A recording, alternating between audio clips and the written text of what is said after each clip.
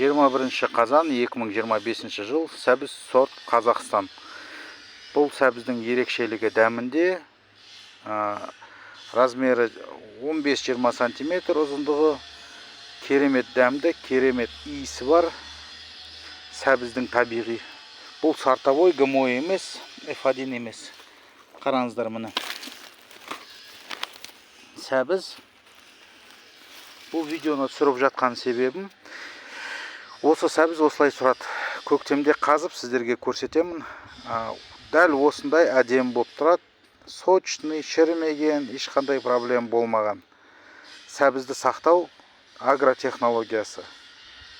2023 жылы егілген сәбіз, 2024 жыл 18 наурыз март айында қазылған видеосы бар каналда. Малина Ясина Қазақстан. Сол жерде көрсеңіз болады. Дәл осы агротехнологиямен, дәл осылай мен қыс бойы сақтап, көктемде керемет свежий балғын сәбіз тердім жерден.